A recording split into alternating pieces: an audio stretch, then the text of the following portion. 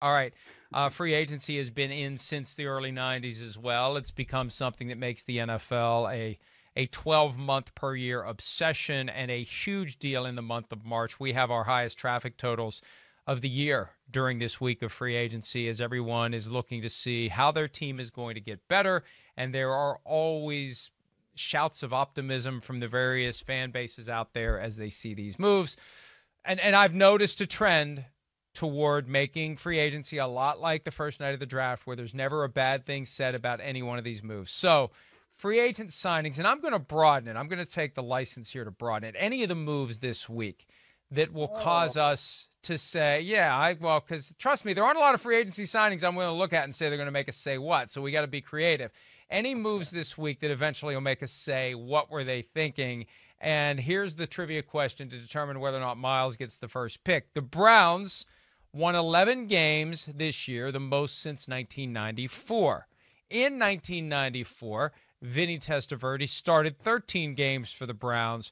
Who started the other 3 games that year at quarterback, winning 2 of them? Oh no, this is bad. Wow. Oh boy. I said you'd know it. You did say I'd know it during the break. Yeah. I have no idea. Like Brett Ripien, I don't know. That's not right. I don't know. Who? Brett Ripien? Who? I have no idea. Oh, you were so close. Should we give him that one? It was Mark Rippon. Was it really? Ripien. Oh my god. It was Mark Rippon. Oh, Is that who you were thinking of? Is that who you were thinking of? Brett's his son.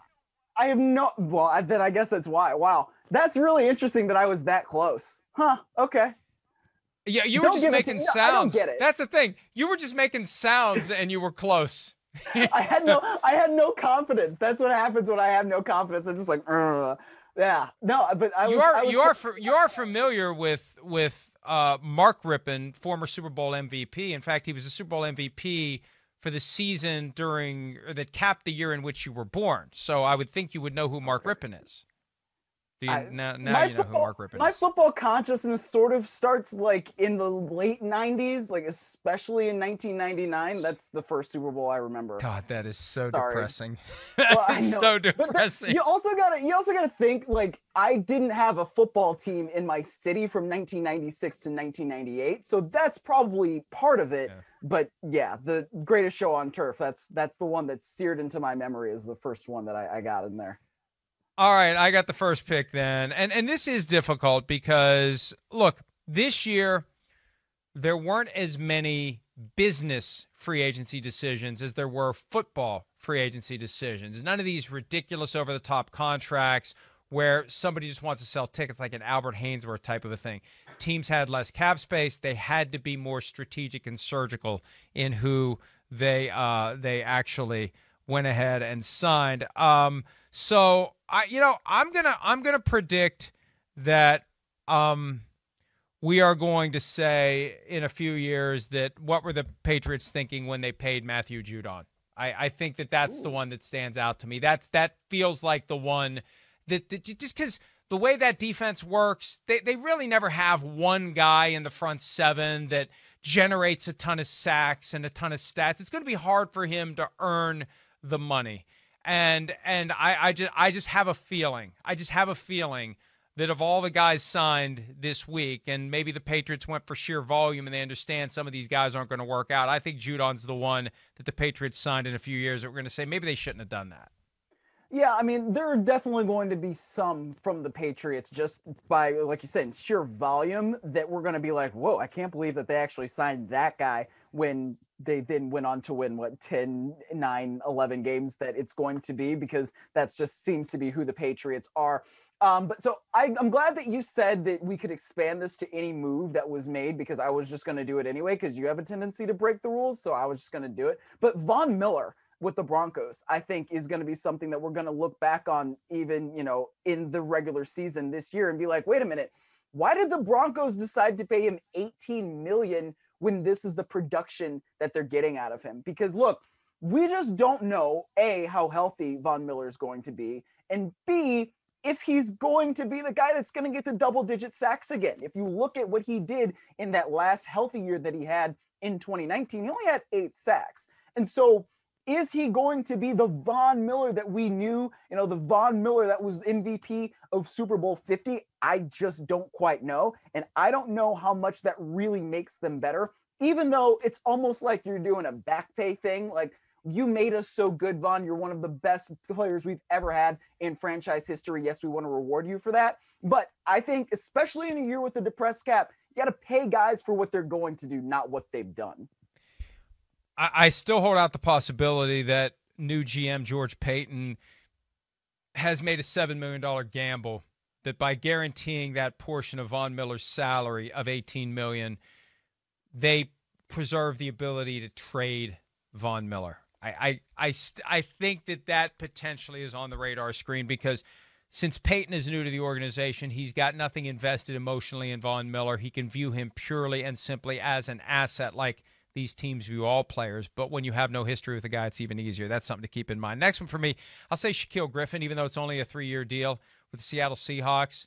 That one, this guy isn't regarded as one of the top corners. He was available, and I think the Jaguars are just spending because they can, spending because they want their fans to buy season tickets. This is all new to Urban Meyer, and I've heard some criticisms from and look, it's a competitive field, and I don't like to dabble in these objective, anonymous opinion, not objective, but subjective, anonymous opinions, slight difference.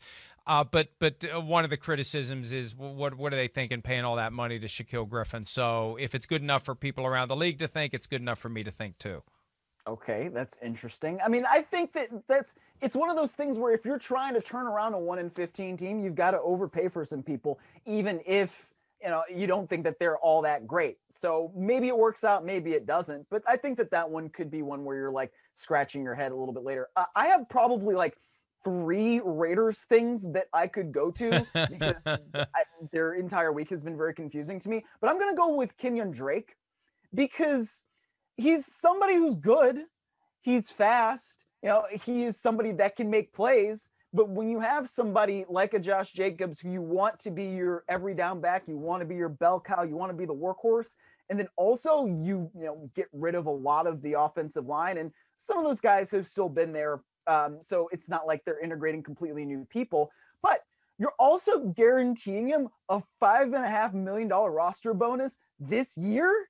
What's that about? I don't know about all that for a running back. And then I read that they want to have him in the Lynn Bowden role, which, does that mean that they're going to trade him in August before he ever plays a snap for the team? I don't know. I guess if that's what they want, that's what they could do. But that one was a head scratcher for me. Unless they plan on having Kenyon Drake gain 100 pounds and play right guard, the move made no sense to me whatsoever. Because you're right, Josh Jacobs is the guy who's the banger for them. He's the guy they build that running game around. And I'm surprised Drake wanted to go there with an incentive-laden deal. Unless the Raiders are still cooking up some sort of a trade package for Russell Wilson that will include Josh Jacobs.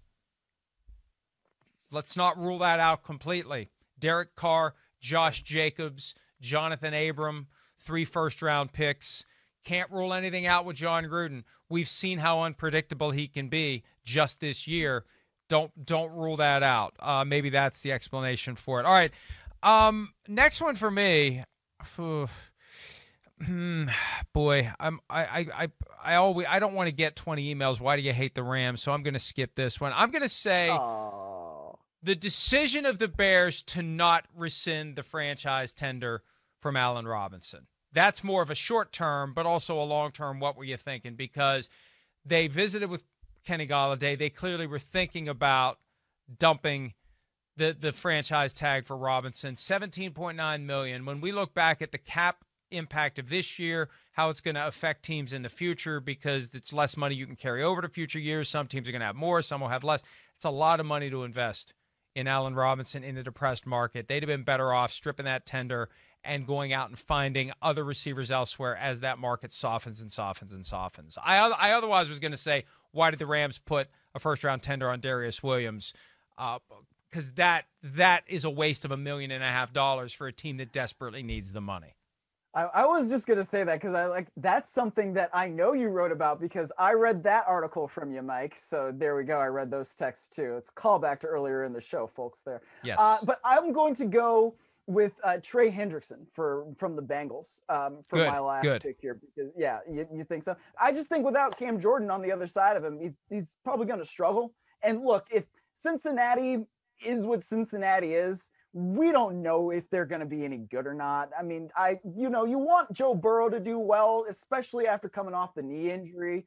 But I don't know. I think that signing in particular, when he doesn't have somebody opposite him that's really good, that one could go down as one of those where you're really scratching your head.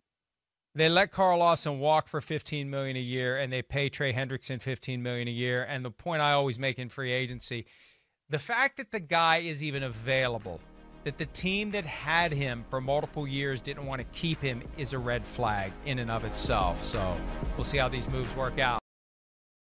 Hi, I'm Mike Tirico, and thanks for watching. Make sure to hit subscribe for the latest news and highlights from NBC Sports.